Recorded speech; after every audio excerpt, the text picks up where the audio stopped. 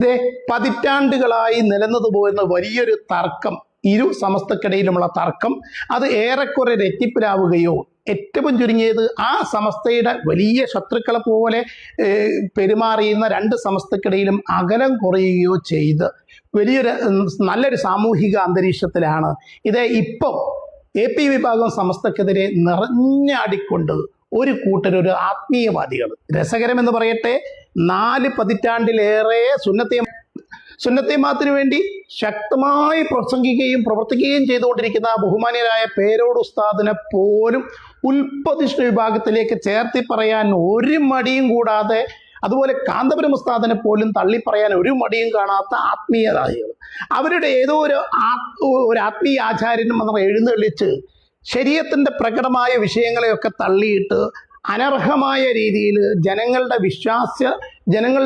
ഈമാൻ പോലും നഷ്ടപ്പെടും വിധം ബഹുമാന്യരായ മടവൂർ ഷേഖുനയുമായി ബന്ധപ്പെടുത്തി ശരീഅത്തിന്റെ പ്രത്യക്ഷ കാര്യങ്ങളൊക്കെ തള്ളത്തിന് അനർഹമായ പ്രാധാന്യം ആത്മീയതയ്ക്ക് നൽകിക്കൊണ്ട് രംഗത്ത് വന്നൊരു കൂട്ടർ. ഇങ്ങനെയുള്ള ആളുകൾ എവിടെ ചെന്ന് അവസാനിക്കുമെന്നതേ ഞാനൊരു ഫോട്ടോ കാണിക്കാം. ആ ഫോട്ടോ നമ്മളോട് ഒറ്റ വാക്കിൽ വിളിച്ചു പറയുന്ന ഒരു മെസ്സേജ് ഉണ്ട്.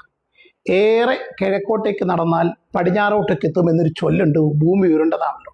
ഇങ്ങനെ നമ്മുടെ പണ്ഡിതന്മാരെ, ശരീഅത്തിന്റെ പണ്ഡിതന്മാരെ തള്ളിക്കളഞ്ഞുകൊണ്ടുള്ള ഇത്തരം ആളുകളുടെ ആത്മീയത എവിടെ ചെന്ന് അവസാനിക്കുമെന്നാണ് ഈ പറഞ്ഞു വരുന്നത്. നിങ്ങൾ ആലോചിച്ചു നോക്കൂ, സർവമത സത്യവാദവുമായി രംഗത്ത് വന്ന ഇമാം അബൂ ഹുറൈറ തങ്ങളെ പോലത്തെ ആടുകളെ പ്രത്യക്ഷത്തിൽ തള്ളി, നമുക്ക് വേണമെങ്കിൽ ഒരു 2ാം ചേകനൂര് പ്രത്യക്ഷപ്പെട്ട് എന്ന് തോന്നും വിധമുള്ള CH മുസ്തഫ മൗലവിയെ പോലത്തെ ആളുകളെ വിളിച്ചിരുത്തി അവരുടെ ഒരു ഫോട്ടോ, ഈ കാണുന്ന ഫോട്ടോ മാത്രമല്ല കേട്ടോ, ഇങ്ങനെ ഒരു ഫോട്ടോ അല്ലാതെ അവരുടെ വേദി, അവരുടെ ആത്മീയാചാര്യൻ എന്ന് പറഞ്ഞിട്ട് അദ്ദേഹത്തിൻ്റെ പ്രത്യേക അനുമതിയോടെ എന്നൊക്കെ പറഞ്ഞിട്ട് അവരുടെ ആത്മീയ സദസ്സിൽ CH മുസ്തഫ മൗലവി പോലും പ്രസംഗിക്കുന്ന അവസ്ഥ എത്തിയെങ്കിൽ ശരീഅത്തിനെ തള്ളിക്കൊണ്ടുള്ള ഒരു ആത്മീയത എവിടെ ചെന്ന് അവസാനിക്കുമെന്ന് വളരെ ലളിതമായി നമുക്ക് പറഞ്ഞു തരുന്ന ഒരു ഫോട്ടോയാണിത്.